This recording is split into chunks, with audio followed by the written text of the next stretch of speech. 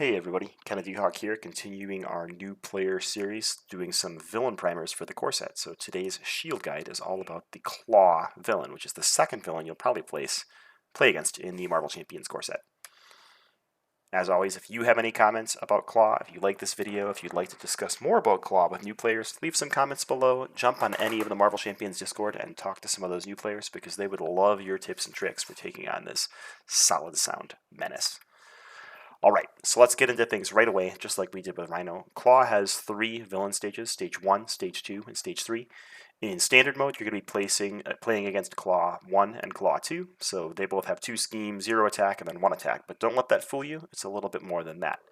In Stage 3, Klaw is going to have 3 scheme and 2 attack, which is a pretty beefy stat line and gains toughness. He has the Masters of Evil trait and scales up pretty quickly in hit points, 12 hit points per player in Stage 1, then 18, and then 22, which is a massive number of hit points in a 4-player game. On all 3 forms, he has the same forced interrupt ability. When Klaw attacks, give him 1 additional boost card for this activation. That means you're going to be flipping 2 boost cards per attack, which means even though Klaw Stage 1 has a 0 attack, he could still hit you for a pretty big number. Also, obviously has that in Klaw 2 and then Klaw 3, so if you flip 2 3 boost icon cards in Stage 3, you're getting hit to the face for 8 damage from 1 attack, which is crazy big. You also get a side scheme that comes out in Stage 2, so if you're playing an expert, you're going to go against Stage 2 and 3 Klaw, which means you'll have a side scheme to deal with right away as well, which can be really nasty. Let's move on and look at the main schemes that come in Klaw's scenario. So you have 2 main schemes, unlike one for Rhino. So you no longer lose as soon as Scheme 1B completes. Instead, you have Scheme 1A. Search the encounter deck for the Defense Network side scheme. So you're going to have 2 side schemes in Expert in play. And then shuffle the encounter deck. And then when revealed, discard cards from the encounter deck until a minion is discarded and put that minion into play engaged with the first player. So right away, that's a huge thing to note. In Stage 1 of the scheme, before you even finish setting up the game, you're going to have a side scheme and a minion in play. If you're playing an expert, you're going to have 2 side schemes because of that when revealed on Klaw Stage 2, and a minion, which is really, really strong. That also means you know you're going to see side schemes, so you can bring anti-side scheme tech. You know you're going to see at least a minion, so you can bring anti-minion tech and things like that. Once that first side scheme reaches 6 threat per player, you're going to advance to scheme side 2A. Secret Rendezvous. Again, we have the when revealed, discard cards from the encounter deck until a minion is discarded, put that minion into play engaged with you. So you're going to get 2 guaranteed minions if you let this first scheme pop. You can use that to your advantage against Thor to draw extra things and other stuff like that. But for the most part, it's just important to remember you could get 2 guaranteed minions, and in Standard, 1 guaranteed side scheme, and Expert, 2 guaranteed side schemes. The second side scheme is a little more generous at 8 threat per player, but remember, just like Rhino, 8 to 7 threat per player, especially in solo, is a really low threat threshold, so it's really easy for Klaw to scheme out of that just with 1 bonus advance card, so you gotta be a little bit careful. What's the main hook for Klaw? The main hook for Klaw, he's got a couple things. He's got a lot of variance, like extra random attacks, right? Because you get 2 encounter cards or 2 boost cards per attack, Klaw Stage 1 Klaw could have an attack of 0, and you might have defended and wasted your exhaustion. He could have an attack of 6, and you're going to be sad that you didn't defend, and at the same time he could be a 0 but with 2 boost abilities and still completely wreck your day. So you have to be prepared for anything, not just during the Treachery card phase, but also during the villain attack phase. Because he gets so many extra boost cards when attacking, modular sets with boost abilities and boost abilities within Klaw's kit are going to come up a lot more frequently. So we have to remember those and be prepared for those. He's also going to have a very bursty start. Unlike Rhino, who in Rhino in Standard form started with nothing in play, here even in Standard we're starting with a minion and a side scheme. So you have to have a game plan early on how I'm going to handle those things, what order am I going to take them out in, what if the worst minion comes out instead of the easiest minion. We can see here Defense Network is in solo a 3-threat side scheme with Crisis, so you know you can't just sit in Alter Ego and build up a little bit because he's going to scheme out really fast if we don't do that. Klaw also has a lot of attacks that force you to exhaust yourself or exhaust minions and things like that, both in boost abilities and when revealed. So sometimes you're going to have to weigh that option, knowing where these cards are. Should I exhaust to defend, or do I think he's going to draw something like Sonic Boom? Another hook that I think Klaw has is he has a lot of dual-purpose cards. A lot of cards in Rhino's kit, they did one thing. They mitigated damage. They did extra damage. They placed threat. Here we have a lot of cards that do two things. So the Immortal Claw gives Klaw 10 hit points, and it provides an acceleration token. So it gives Klaw mitigation, and it accelerates how fast he completes his scheme. This is good and bad, because when you take this card out, right, you just removed or weakened two of Klaw's, main motivations. But at the same time, it makes it more important to take it out, because you can't just say, oh, well, that's just giving him extra hit points, I'll wait until later, because it's also providing threat. Here's just a couple other examples of cards like that. So Sonic Converter, right? It does extra damage to you, so you might want to get rid of it, but you might say, oh, I'm a protection player, I can handle that.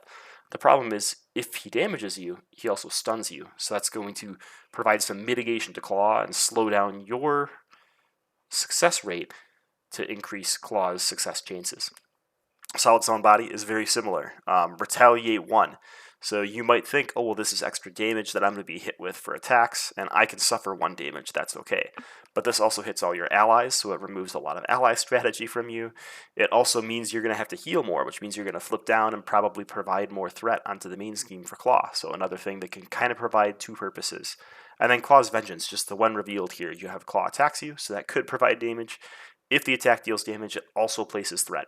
So you've got to look out for those cards that have two purposes, because they can sort of spike two avenues of victory for the villain, and that can be really tricky to navigate and figure out what the right choice is as a player.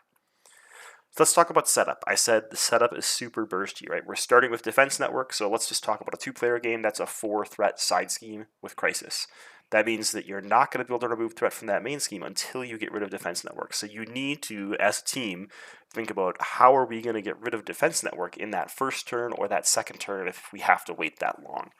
This means in solo, you're going to definitely want to include cards that can remove 3-ish threat. That way, hopefully you draw into one in that first turn, or you use an ally plus your hero ability and just get that Defense Network out of there. In Expert, you're also going to have Immortal Claw, so that's a 3-threat per player side scheme that also gives Klaw hit points and an acceleration token. So just thinking about that right there, if you're playing in solo, you have 2 3-threat side schemes out right away. You have a Crisis, so you can't do anything to the main scheme on the next turn unless you get rid of it. And the threat's going up by at least 2 because there's an acceleration token plus the auto threat from the main scheme. So if you sit in Alter Ego form, Klaw has a scheme value of 2. All he needs is a 2 boost, and he's already schemed out that first scheme in 1 turn. So you've got to get rid of Defense Network and Immortal Claw, and having a plan for that is going to be really important. At the same time, you're going to get a minion from that main scheme. So the minions within Klaw's kit are Armored Guards, which is a 0 scheme, 1 attack minion with guard and toughness. It's basically a lot of mitigation, meat shield that gets in the way. 0 scheme is really nice because you are able to flip down and not worry about it, but at the same time, Klaw's 2 scheme kind of puts that to bed. And then we've got a Weapons Runner, who's a 1 scheme, 1 attack, 2 health minion. This is the one you kind of want to see, because it's really easy to get rid of, it's really easy to ignore. The Surge on this card only happens when this card is revealed, not when it's put into play. And you can see from the boost ability, it also puts itself into play that way. So because the main scheme puts this character into play, you don't get that extra encounter card from it. So the Armored Guard you can't see here has 3 health. Both of them are really low health minions, but the modular set you have could also provide a minion. So you could get a really nasty minion from a modular set. But you've got to think about, depending on what comes out, especially in solo. In 2 to 3 players, you have a higher threat threshold, so you can not ignore the side schemes, but take more than 1 turn to take care of them. But in solo, there's a chance that you're going to have 2 3-threat side schemes and a guard minion with toughness with 3 health. And you're going to have to figure out what's the most important thing for me to get rid of right away. If I'm playing a rush deck, maybe it's that Armored Guard. If I'm playing a control deck, it's probably that Crisis side scheme, and then the next turn the Immortal Claw, and then the turn after that you worry about the Armored Guard. So you've got to figure out, how do I get rid of those side schemes and manage threat, and then how do I also maintain my health, because the Armored Guard is going to be pinging me for that extra damage, right? Things like that.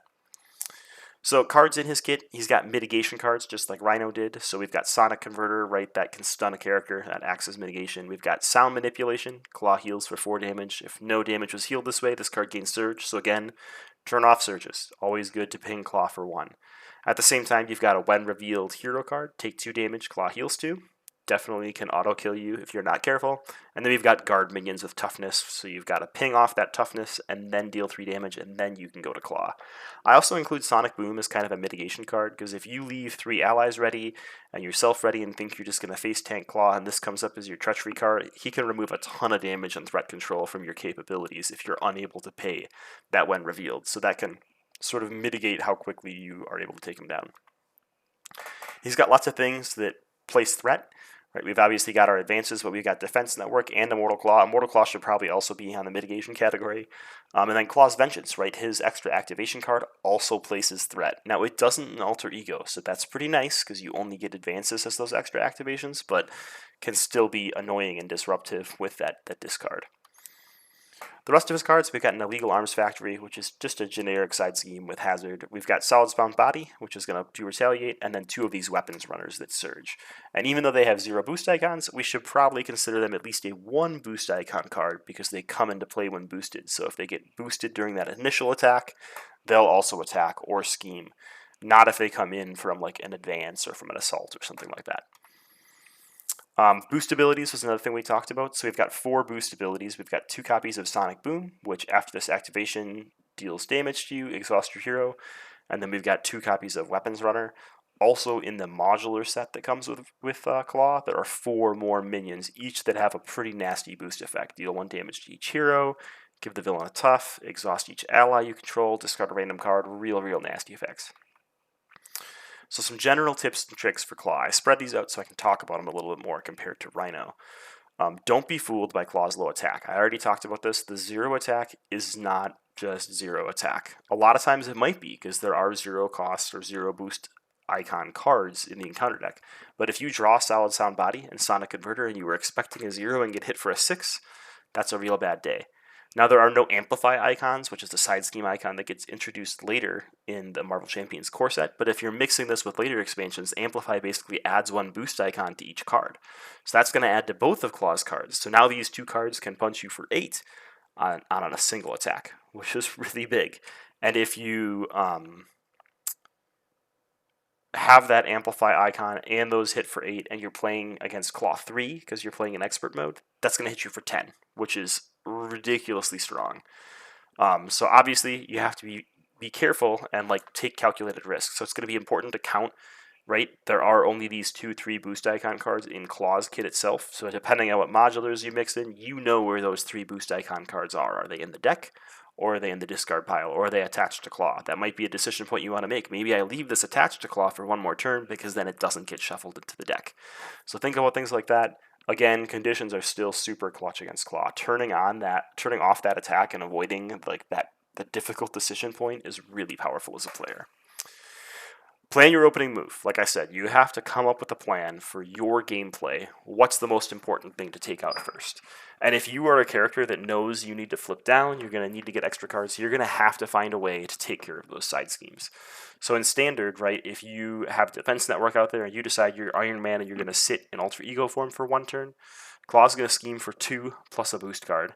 You're going to get 1 auto threat, so that's going to put you to at least 3 if that boost card is a 0, and you might get a Weapons Runner as your initial minion, so that could put you to 4 plus a 0 to 3 boost icon cards. So that can threat you out in turn 1, let alone if you draw in advance, right? If you sit in Alter Ego form, Claw schemes for 2, and gets an advance for 2, now you've got 2 boost cards plus 5 auto threat, which is terrifying. And this gets even worse in Expert mode because you've got Immortal Claw as well. So my general strategy is I try to, if I get one of these Wimpy minions from Claw's kit, I try to just tank their 1 damage for a couple turns, and I try to avoid Alter Ego as much as possible in this scenario because it's really easy for Claw to just threat out unexpectedly. But there are times when you're able to flip down safely. If you've gotten it to 0 threat, you know where those 3 boost icon cards or your advances are. But typically what I do is I ignore the minions for a couple turns. I focus on Defense Network first because Immortal Claw is only adding 1 extra threat. So it's sort of like me pre-threading 1 for the next turn. But if I'm going to stay in hero form and I can get rid of Defense Network on turn 1, the threat's going to go up by 2, Claw's going to attack me really big, a minion's going to attack me, but now I've got another turn that if I can remove another 3 plus a 2, I can get the threat down to 0, not be increasing by a ton, and I've taken like 2 points of extra damage from the minions. Sometimes you can do, a 4 Justice and use your base attack to get rid of the minion. That's even better, but it's really important to get rid of those side schemes. And if you're playing an Expert where, Master Plan can come up and put extra threat in those side schemes, it becomes even more important to get rid of them. So just have a plan and realize that depending on what minion comes up, your plan might need to be adapted, but have one in mind. Avoid alter ego mode. I said this already, but you need to avoid alter ego mode because when Klaw schemes, he schemes big. He doesn't get the extra boost card, which is great. You're going to see later his average boost value is about 1, so you should expect his scheme activation to hit for about 3. So with an auto threat plus 3, that only gives you 2 as your gap. So drawing in advance basically automatically pushes you out of the first scheme, gets you really close to being pushed out of the second scheme. So you got to be really careful with when you flip. That being said, with Rhino, we didn't have to worry about this, but with Klaw, it's not a worry, it's a power for the heroes. We get to decide if we play intelligently when Klaw advances his scheme. Right? If I have the board completely in control and there's, 4 threat on it, it might be a good turn to flip down, because I flip down, the scheme goes up by 1 to 5, then Klaw schemes for 2 and maybe has a huge boost card, and I don't care, because it's just going to put the threat back to 0. I drew an extra card and avoided some damage and recovered, so I'm ready to push the game to its victory. So you get to decide when you sort of let that villain advance to the next stage, albeit you have to plan around advances and things like that, but use that to your advantage. Let the scheme pop when necessary, and just remember you're going to get a minion when that scheme pops, but you're also going to get like a threat reset and a second chance at life on managing threat. Turn off encounter cards and surges, right? We've talked about this before with Rhino, right? You don't want to flip down to Alter Ego, have sound manipulation surge because Klaw was at full health, and surge into an advance. You would much rather hit him for 1, have Klaw only heal 1 damage as your treachery card, and laugh because it was the weakest treachery card you've ever seen in your life. So plan around turning off encounter cards and surges. Same thing with Sonic Boom. It's not easy to do, but just like usual, you're going to want to chump block with allies as much as possible, especially if you don't know where Sonic Boom is yet, if it hasn't been drawn. You're better off, using all of your allies as chump blockers for your team, because that way if you drew Sonic Boom and all your things are already exhausted or your allies are already gone, you can be like, cool, I will, exhaust my hero or exhaust my one ally. At the same time, you have to make a choice that has some sort of effect, I believe. So if all your characters are exhausted, you can't choose to exhaust characters. You have to try to spend as many resources as you can. So turn off encounter cards within reason is the suggestion there. Be careful at low health and at a low threat gap. And what I mean by threat gap is if you're 1 from popping, it's not a safe place to be. So these are the 2 cards that are why. Sound manipulation, right? If you think, I only need to stay in hero form for 1 more turn, I'm going to take his first attack and then I'll be at 1 to 2 health. It'll be okay. Every time I think that, I draw sound manipulation and it auto kills me. And the only way to cancel it is by having some sort of treachery card cancellation. So always keep yourself at 3 health. If you're in danger of going down to 2 health, you need to flip down and heal. You need to play first aid. Even allies can't save you from this, right? So leadership players, I'm sorry, you can still die to sound manipulation. At the same time, Klaw's Vengeance, right? A lot of times you'll get to 6 or 7 threat on that second scheme, and it's really close to popping, but you're like, well, I'm going to stay in hero form. Everything will be fine. I defend against the first attack.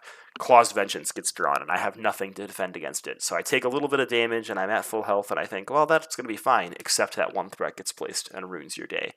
So again, these dual-purpose cards, but just be careful at low health, and be careful when you're really close to popping a scheme, because it can cause problems. Burn It with Fire. This is a card that you want to go away. Sonic Converter. This is one of Klaw's strongest cards. It's a card that when it is out there, especially in multiplayer, you basically have to get rid of it. It gives every one of Klaw's attacks 1 extra attack. So now in Stage 3, you're a 3 attack with 2 boost icons cards. And after that attack damages a character, stun that character. So maybe you have a million allies and you don't care about this. But for the most part, this card can just wreck days and slow the game to a snail pace. So make sure you have a somewhat even distribution, or you don't go all in on one resource type. Maybe you're playing Hulk and 39 cards in your deck have the physical resource. You're going to be real sad that you don't have energy and mental resources in your deck, because it's going to be really difficult to remove a card like this. So make sure you can remove that card. I missed a slide in here. I used to have a slide about counting boost icons and 3 icon cards. And let's talk about that really quick, because I think it is important. So this is a way to not turn off encounter cards and surges, but here's an example of a boost icon card. You need to be counting where these boost icon cards are. And for the most part, to me, it's Sonic Boom is the big one. Once you know both Sonic Booms are in the discard pile, and you have a big, thick encounter deck for a while, you can use that to your advantage, because before that, every time he attacks me and I don't exhaust to defend, I think, oh, I'll just take the 1 damage. It'll be fine. Somehow, every time I do that, Claw draws Sonic Boom and exhausts my hero. And it's so frustrating. So you're going to be defending a lot early until you see those Sonic Booms go away, or until, you have enough allies to block to avoid being damaged by the boost icon. Likewise, always think about what could happen if Claw gets a 3 boost icon card and a 2 boost icon card, or, the Celestials prevented 2 3 boost icon cards. That can be detrimental and just completely destroy your game. So count where those cards are, and if those cards are in the discard pile, use that to your advantage. Just like we said to do with advances against Rhino, know where those major threats that can end your game are, whether they're in the deck or in the encounter discard pile, and keep track of them as the game goes on. Alright, so I didn't put all the heroes in here, but just here's some hero solutions for you. If you want, if you're really struggling with Claw and you want to find a way to beat him, he does have, not pretty low health, but lowish health, especially in standard mode. So someone like Captain Marvel and Captain America can just bust him down really quick. The 3 spiders, Ghost Spider, Miles Morales Spider-Man, and Peter Parker Spider-Man, they're really good at maintaining hero form if they need to. So you never have to flip down, you worry about threat less. It's going to be a little bit of a trouble to get rid of those initial side schemes with those characters, but typically they can stay in hero form long enough that I find them to be a little bit easier against Claw. Ant-Man, again, being able to flip and remove threats to help you with that threat removal, being able to heal using your Pim particles and maintain hero form is really strong. And again, Gamora, just chipping away at the villain or the minions as you're thwarting, and then later chipping away at the threat as you're attacking is really powerful. Some middle ground characters, I find Black Panther to be a little bit difficult, because especially when you want to flip to use your Golden City, or when you have the wrong, Black Panther upgrade out, he can be a little bit tricky. Same thing with characters like Wolverine and Storm. They can have really fast, really quick games where they just blow Claw out really fast, but they can also fall behind really, really quickly against Claw's tactics. I find characters that don't like to be exhausted, like Quicksilver, can be really annoying. It's fine, right? You can use a always be running to ready Quicksilver, but you're now giving up a lot of damage to do that. So those exhaustion cards can be really painful. And anybody that wants to maintain tough, right? You always think you're going to maintain tough against that 0 attack, and then he pings you for 1 and ruins your whole day. For hard mode, we've got our classic hard mode characters, right? We've got Hulk, we've got Groot, we've got She-Hulk, anybody that wants to flip, anybody that wants to sit in alter ego form, so Iron Man and Black Widow. I find Miss Marvel is a little bit hard against Claw, because he's exhausting you so that you don't get to use your ability, and you have to flip, so you put yourself in this giant hole. Same thing with Hawkeye. His status conditions are great, but his health is so low that he forces Hawkeye into flipping really quickly if you take too many attacks, and you don't have a lot of defensive capabilities other than your stuns and your confuses. So a little bit of a harder scenario matchup. So let's go into some aspect solutions. Cool, Make the Call made it onto this slide. So here are 4 aggression cards that I think are pretty good for this scenario. So we have Audacity from Mad Titan's Shadow. This is really good at turning off that Surge card in multiplayer if someone wants to stay in alter ego form while, getting rid of the side scheme on the first turn, or getting rid of the minion or something like that. I really like the ability to ping Tough off of Claw, because he had toughness on one of his stages, and to, turn off that Surge, even with a guard minion in the way. Speaking of that guard minion, 3 health guard minion with toughness, Piercing Strike. Piercing Strike is not a good card by any means, but if there's a lot of toughness in the scenario, and toughness with 3 health is a thing you're going to see a lot of, can't hurt to have Piercing Strike. I also like Precision Strike from Wolverine's pack. It's a hero action, deal 2 damage to enemy. If that defeats this enemy, heal 2 damage from yourself, so you can, maintain hero form a little bit longer, and obviously Relentless Assault. Overkill on minions, really good when you're guaranteed minions. For leadership, I have U.S. Agent from Rise of Red Skull. He's a 5 health ally with Retaliate 1, really good at turning toughness off, especially on those armored guards, right? He can defend that armored guard and take 1 damage, deal 1 back to get rid of the toughness so you can wipe them out easier. Squirrel Girl, for the same reason, you can ping Claw and remove tough from that armored guard.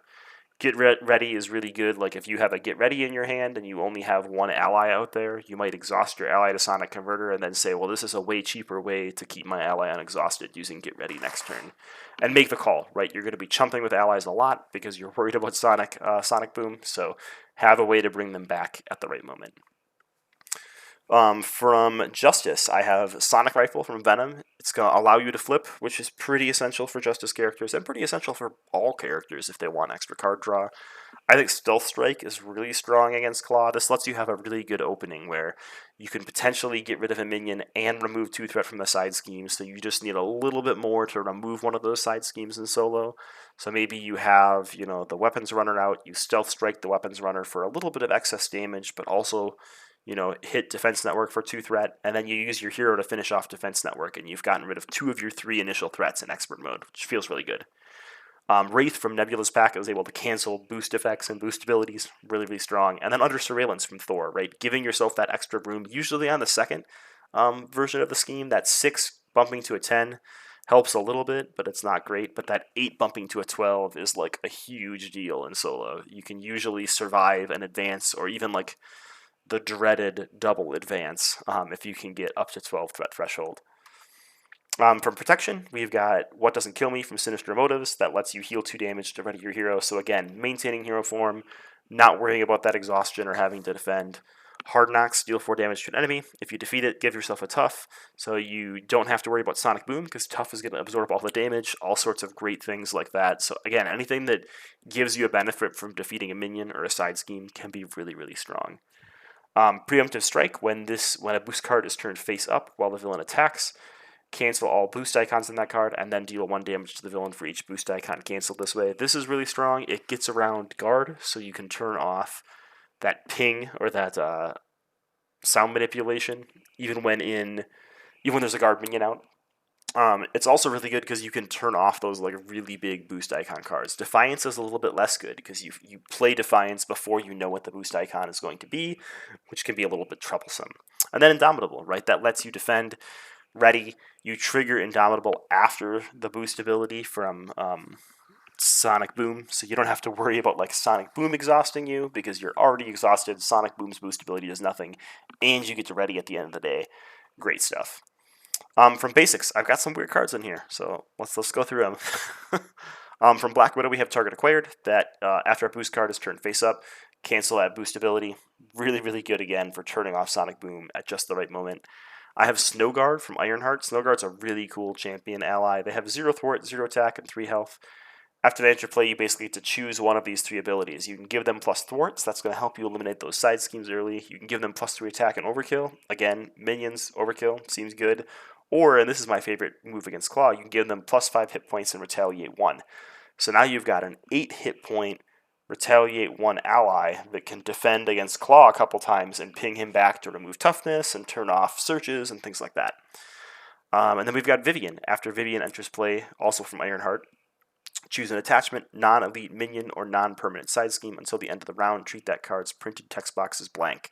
So this is great when you can't remove one of those attachments and you want to blank it. One of my favorite things to do is get Claw to really low health and then blank Immortal Claw, because Immortal Claw gives him plus 10 health. That means it's going to remove the plus 10 health and defeat Claw just by blanking a side scheme, which I think is hysterical. The last card I have in here is a little weird. I have Beat 'em Up, which is a 2-cost event from Quicksilver. Don't get me wrong, this is a bad card.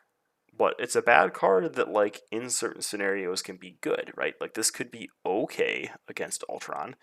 I think it's okay against Claw as well, especially when you have lots of minions with Tough, lots of minions with low health, and you're running a character with Retaliate, so you can defeat them with 1 damage if you could just get 1 more damage onto them.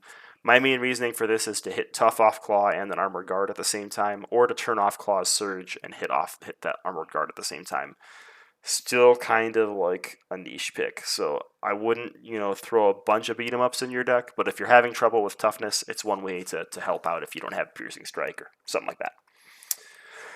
Alright, so the recommended modular set has 4 minions, Whirlwind, Radioactive Man, Tiger Shark, and Melter, and they all have a ton of health. They all have at least 5 health and a boost ability, so deal 1 damage to each hero, discard a random card, give the villain a tough status card, and exhaust each ally you control.